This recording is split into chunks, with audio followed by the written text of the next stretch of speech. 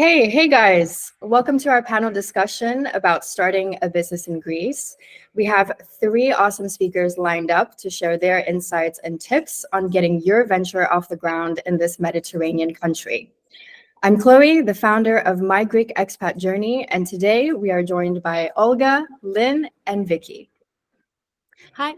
Olga Khusnetdinova Drakatos is the owner of OKisdigital, and after a decade of work experience at tech companies in Greece, she has started her own business offering advertising services for e-commerce brands, apps, and music event organizers. Her team works as a fractional marketing team for her international and local clients in Greece. Our next speaker is Lynn Patchett, the head of marketing at Kollective, a 360 digital design and marketing agency for hotels, tour operators, and associated businesses in the travel space. Thank you so much, Lynn, for joining us today as well. And last but not least, our third speaker is Vicky Katsara, the Chief Operating Officer at Wishbone, a Greek food production company specializing in high-quality bone broth. So thank you again for joining. Let's go ahead and begin with our first question. I'm going to ask to start this panel off. Why did you choose to start a business in Greece?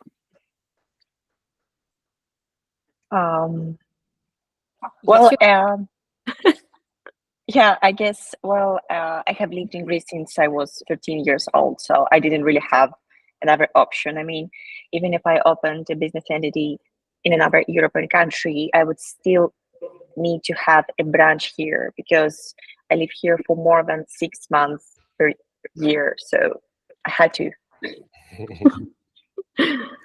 Fantastic. And what about you, Vicky? Why did you choose to start your business here? The reason was pretty much the same. The founders of Wishbone were actually living in Greece already a few years in. They had already loved the country, the people, the climate. So at least they knew they were staying here. And in our case, they were preparing bone broth for their own personal use because it has a lot of health benefits. And during COVID-19 pandemic, they started sharing with people. And they realized that there is a gap here for that product market. So the challenge of bringing it in and introducing this food category in Greece was very challenging. And that's how they started. Perfect, I see. And Lynn, what about you? Well, I went the more traditional route, I guess. I'm Canadian, but was born in the UK, so I have UK citizenship. I went back to the UK to work and study, which is where I met my now wife, who is Greek. Okay.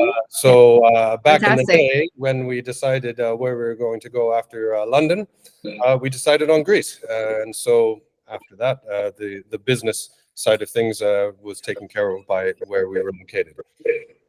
Perfect. And are you happy you made the decision to move here? Very happy. Perfect. Amazing. So this leads on to the next question, which is, what are some things that expats should keep in mind when incorporating their business in Greece? And what are some tips that you can share about taxation when it comes to opening a business here? Difficult question. I think I'm going to jump in and start because of the discussion we had previously, because I had in mind to mention the liability of a business here in Greece and the entity of an enterprise if you wanted to create in Greece. I have realized with the founders that it's very difficult for expats to understand what entity is what and how it is structured and what are the benefits and disadvantages of each and every one of them. So I definitely say try to find a very good lawyer at the beginning or a very good business consultant that can actually let you know that IKE is an entity that has these benefits and these disadvantages, and maybe it's not suitable for you. You should go for the other entity, because as I understood, there isn't the exact equivalent of an LTD company as it is in UK, for example. So definitely this is the first thing I would have in mind, starting my own business here. And another thing is to generally try to start a network with people that are around your business area and they have an experience, because you might ask 3-4 different lawyers or accountants, and you would be surprised that you would get different answers. So try to approach those that are in your shoes or that they've been there or that at least know people that they can suggest. 100%. Yeah, I would actually agree with Vicky about the legal entity. So before moving here, so it's really, really important to select the proper type of legal entity. And in order to do so, you need to have an idea of your yearly profit, not revenue, profit, because, well, the general rule is that if your profit is below 30 to 35K per year, it makes sense to become, like, to start as a sole trader, right? Because this is when you have like a graduated scale of taxation. So your first 10K euros will be taxed at only 9%, and then the next will be at 22. You can still hire staff. You are very flexible when it comes to removing or adding services. The annual cost of this type of legal entity, like, it's really, really small, from 50 euros to 300 euros per month. And one big perk is that you can use your home address as headquarters. But the challenging thing is that if you offer services, it's kind of hard to find expenses. Now, if the profit is more than 35K per year, then you should consider what Vasya, what Vicky told, about IKE, which is, I think it did exist only in Greece, and then, or maybe an LTD. And the second would be, in addition to the networking, is the language. So yes, because Greek people do speak English because our economy is based on tourism. However, like, if you don't even if you don't plan to have Greek clients, it's better if you start learning the language, like, from a day one. I don't know how Lynn experienced the whole thing. Well, yes, the language does help, although, to be honest with you, I'm not 100% sure it's needed, right? To loop back a little bit into the type of the company, I agree with everything that's said. I started off when I first came here as a sole trader, I guess, as kind of like a freelancer or whatever it was. And now we have, with my partner, who is also foreign, as a matter of fact, have moved into an Omicron Epsilon, which I'm not even sure what that is in English. Yeah. Is that an LTD? Okay, sounds more impressive in English. But be that as it may, when we were setting up the company, IKE was also another. There was a couple of different company types that you could look at, and they all have advantages and disadvantages. One of the disadvantages for us, or at least what we were considering, was the depending on the company type, you have certain accounting processes you need to follow, which may be more or less time and cost intensive. So yes, picking the right kind of company is important, and following on from that, finding the right person to consult you on that, be that a lawyer or an accountant or whoever it is, right? A business consultant or whatever it is, and get a few opinions, I suppose, and think about it before you rush in. Yeah, I'd just like to add there, I feel like speaking Greek is definitely helpful, but I would say it's not necessarily mandatory, because if you can find a good, like you mentioned, accountant or lawyer, they can handle the translations for you. Because for a lot of foreigners, Greek is actually very tough language to master, and especially in terms of its complexities and the language structure and everything. Even I'm struggling, right? So that's why I think moving to Greece and starting a business here, you need to find reliable, trustworthy experts to do so.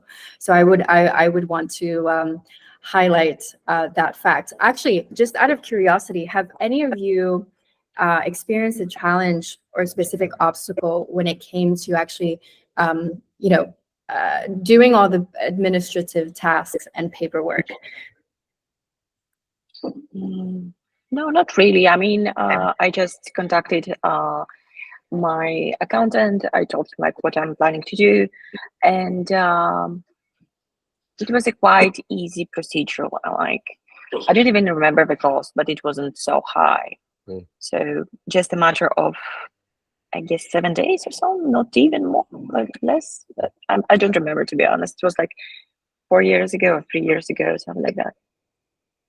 I think it is more difficult if you want to do some things on your own. For example, get some documents verified through gov.gr.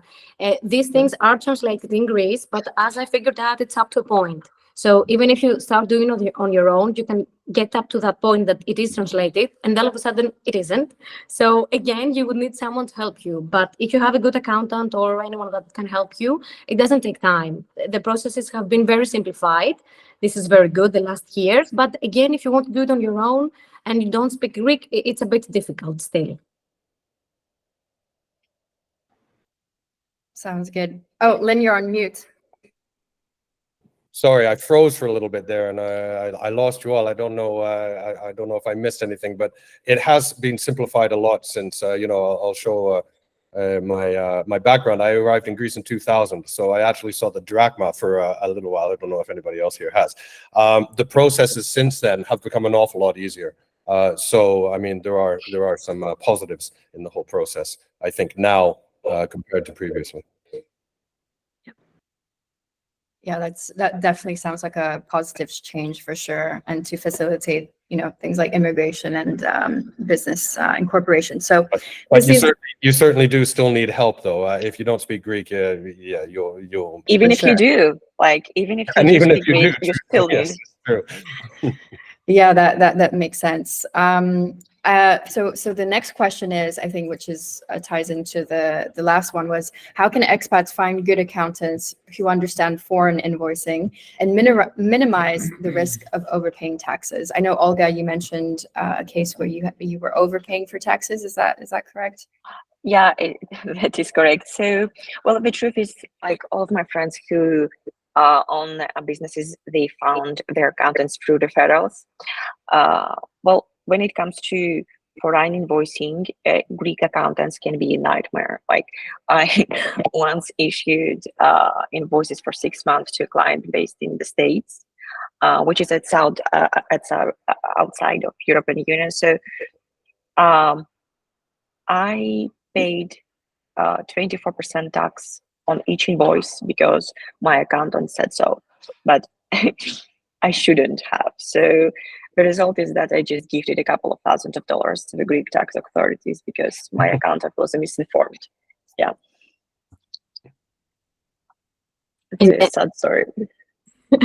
And again, I think that it comes again to the point that word of mouth in Greece is very, very strong. It is like an informal recruiting agency that you have, like a magic trick. If you know people that have done the job, they can help you a lot.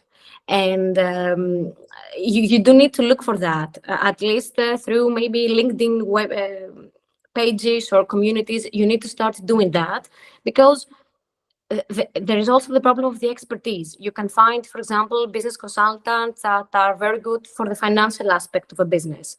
Then there are other professionals that can help you with your sales options. So when it comes to what you need to be very specific on who you look for. And in order to avoid time, first of all, because searching to wrong places, let's say, takes you time, and with small companies, newcomers don't have the time. And of course, to save you money, so you can use it any other way you wish for the time. Yeah, I'd say that, I mean, really, for us, finding an accountant we were comfortable with was the most critical thing. And we went, or I personally have gone through a couple, right? I think probably everybody has at some point. So once you find a good one, you never let them go. And for sure, with the invoicing, I mean, the invoicing has become somewhat simpler as well, I think, now with the electronic invoicing that has come out and things. For me, at least, it's made things a lot easier, especially invoices to foreign companies and stuff like that. So I mean, that's a good thing. Yeah, find a good accountant and make sure you have you need to have a good relationship with your accountant. So, and feel confident in them, I suppose, because they're going to be they're in charge of they're in charge of your relationship with the tax office. It's a pretty critical point, right? Yeah. And well, Chloe, I guess like some of your people in the audience, they could start by getting some jobs from Upwork, because I know some people coming to Greece and working through Upwork. So this is another issue. So they need to find an accountant who can deal with that, because the process of invoicing from Upwork is not so easy, and many Greek accountants make mistakes in this area.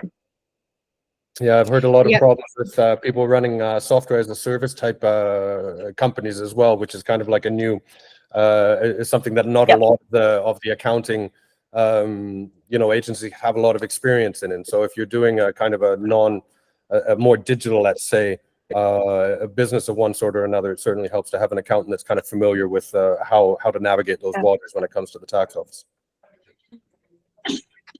For sure. I think I agree with what everybody said. I think finding a good accountant who's knowledgeable in your field and who speaks good English, obviously that's a no-brainer, is crucial when it comes to opening a business, because you don't want to be dealing with, like Olga mentioned, overpaying for taxes or sending the wrong invoice. And this is ultimately something that would be in the long run a hassle for your business. So finding a qualified accountant is extremely important. And at My Greek Expat Journey, we also provide qualified experts as well, in case anyone's looking. Great. A lot of them, I think. Yeah. So let's go on to the next question, which is how can expats effectively manage client expectations, especially when dealing with Greek clients? So you can speak about the differences between international customers and also how they work here. I think Olga wants to start.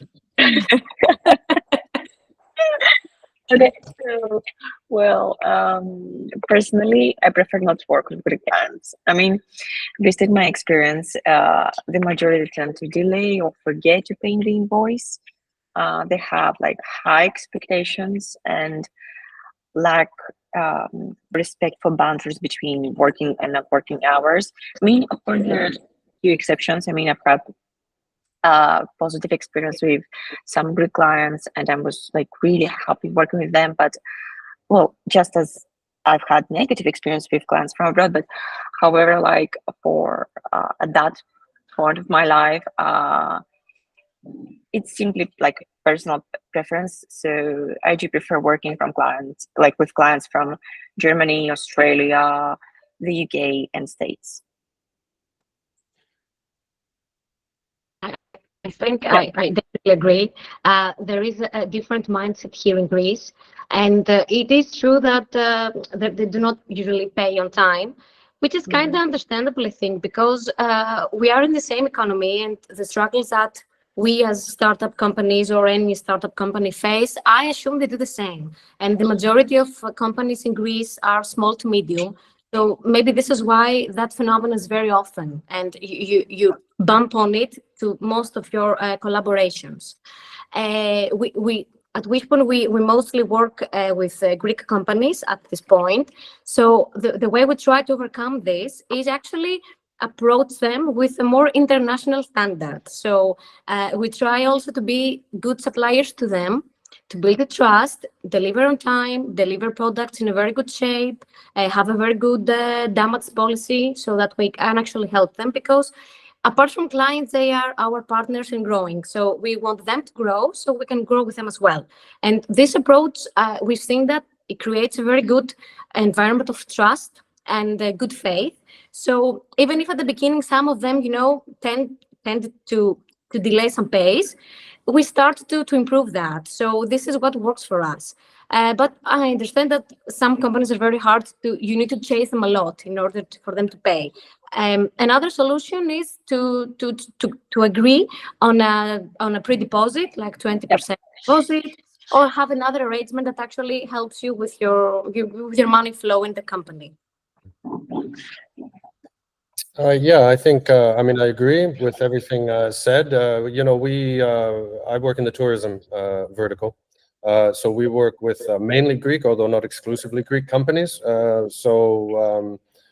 Yes, as Vicky says, we're all in the we're all in the same place, we're all in the same economy. You know, I will say that for expats thinking about moving here, if they are thinking about opening a business that could potentially face the Greek market, sometimes being an expat it can be considered a bit of an advantage, let's say, right? You know, so I remember you know, several years ago now, I used to show up on time for meetings, and they used to call me the Englishman, because the Englishman was synonymous for being on time, right? I mean, this was a few years ago now, right? I think things are changing here as well. So, you know, that was a bit of a badge of honor, I suppose, right? So you know, it's not all doom and gloom, I suppose, when it comes to working with Greek clients. Yeah, for sure. Again, I agreed with what everybody said. I think there are definitely a few cultural factors to consider when working with Greek customers, because I think culture has a big part of it. But so far, Greece, you know, with the amount of foreign investment and international companies, we've seen this international standard rise up. So it's kind of become the norm now, as Vicky was saying. Great. So let's move on to our fifth question, which is, what are the advantages and disadvantages of hiring local Greek talent versus international team members for expatriate-owned businesses in Greece? Would be super, yeah, I'm looking forward to hearing what you guys have to say. Who wants to start? Well, honestly, like for me, it doesn't really matter much. I love collaborating with Greek talent. Especially if you have Greek talent, Greek clients, having a Greek person on your team, I guess could be beneficial. Well, I do believe that Greeks are hardworking people, right? Despite what some people may say. Additionally, Greek talent tends to be more affordable compared to talent from northern countries. For example, so we have that fashion brand located in Germany. So we shoot video content here. They send us the goods, and then we select local content creators for half the price if we had to do that in Germany. I think that I agree with what Olga said, but I think it also has to do with the market that your business is in. For example, we are in the food production, and it is a very segmented market. So having a native speaker is really, really extremely useful in our sector, because you especially if they come with a network and they have an experience with bigger companies, it is very easy to say, you know, when I was at that company, we worked with that person who was very good. So at a very segmented market, a native speaker is very useful in our opinion, how we've seen it. Indeed, the salaries are lower in comparison to other European countries. So especially startups and small businesses that wanted to attract talent to help them evolve and become bigger and provide their expertise, can do it with a less cost in comparison to searching for people from other countries. But also, which is kind of contradictory, the employer contributions in Greece are very high. So you might think that, okay, perfect, I will get talent in cheaper, but it's not exactly that. So you need to have this in mind. But also, depending on the business again, if you hire native speakers and Greeks, you don't have time zone issues. So everyone's at the same time zones, working same hours a day, each day. And you don't have relocation expenses in case you wanted to bring someone from another country. But there isn't a very significant difference from native speakers, Greeks, or foreign employees. Yeah, I have nothing to add. I agree with everything. Yeah, and just to kind of explain to our audience who will be watching this, there are, I think, several social security contributions that you make. That's if you're in Greece, and it goes to EFKA, and it's deducted from your income. So that's by default, that's mandatory. Everybody has to do it. Even if you're a freelancer or sole trader, you have to also pay your own EFKA contributions to the government, and this fund goes to your pensions and medical appointments and things like that. So Great. Perfect, guys. I did have a follow-up question that wasn't in the notes before, but I did want to ask you, if someone wanted to introduce a new product to the Greek market, what should they know about the Greek market and how it works compared to, let's say, in other countries? I can definitely start from our experience, the food sector. Greeks love Greek cuisine. We love our products. I'm Greek, that's why I'm saying we. And we are very used to the way that we've been living so far. So if you want to introduce a very innovative product or a product like bone broth, which is very common in the US and the Europe, they know the product, they know the market, you need to invest in educating them. And you need to know that it takes time, and you're not going to all of a sudden, bring a product to the market and it's going to sell off like it is souvlaki, for example, that everyone knows it and everyone will buy it. You need to know that because you don't need to have your hopes down. Especially the younger generations are very keen on learning, very keen on trying new food, trying new experiences. So there's a lot of ground there, and I'm pretty sure that moving forward in a few years from now, the landscape will be very, very different. But I assume that the same applies for other sectors, maybe the tech industry, which I'm not very familiar with. But at some levels, the Greeks and Greece is behind other countries when it comes to trends. So there is room for improvement, obviously, and it's an opportunity for some companies to be the first on what they do, the first on what they bring. But it needs time, it needs investment of money and time, and you need to know that in mind, to have that in mind before you start your business. And I do specialize in digital advertising, right? So what I've seen when working with brands, either in Greece or in other countries, so despite the fact that we do speak English, whenever you run ads or have a website, it's better if it is in Greek. So whenever you run ads, it's better to have the copy in Greek, and the website should be also in Greek. Despite the fact that, I mean, we do understand English, right? It's not like, but the conversion rate of those ads is much higher. Yeah, it's very true, because Greeks are going to search in Greek, even if it's like a product like bone broth or a SaaS platform. They're going to search it in Greek in any way they can imagine that it is interpreted. So this is very important. Yes, I agree. Yeah. I mean, we like in Greeks, they really use like many of the English words in their day-to-day language. However, so it's like a mix of English and Greek, I think, sort of, yeah. So, but still the copies and the text should be in Greek. Lynn agrees.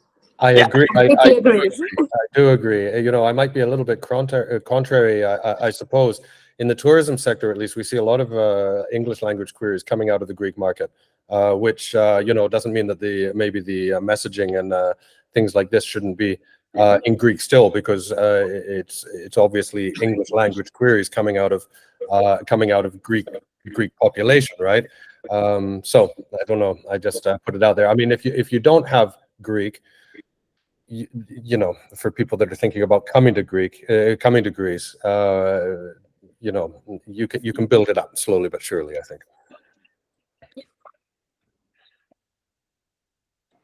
Perfect. Yeah, that was really great and super useful. I didn't realize, Olga, when you mentioned having Greek language ads, that was like totally new for me. I was like, oh my gosh, I didn't realize, because a lot of people here speak English as well, but that makes sense if you're trying to introduce a new product to the market and to have it everyone understand in their native tongue. It doesn't apply only for Greece, though. We have made this test for the German market as well, and it is the same. It's the same. Okay, interesting.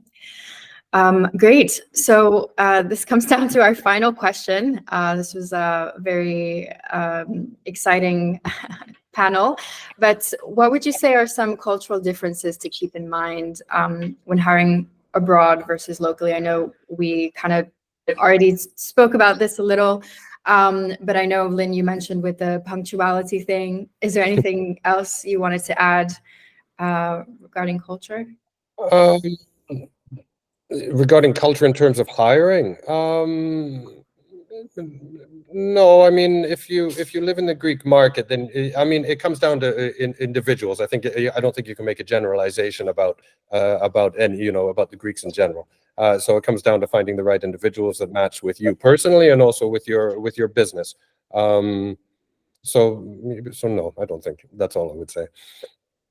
One thing I have noticed is that when the time is around the holidays, like summer holidays, or when the weather gets a little bit better here in Greece, the Greeks tend to want to enjoy it. So I've seen that if you want to do business around summer, let's say, it is very, very slow.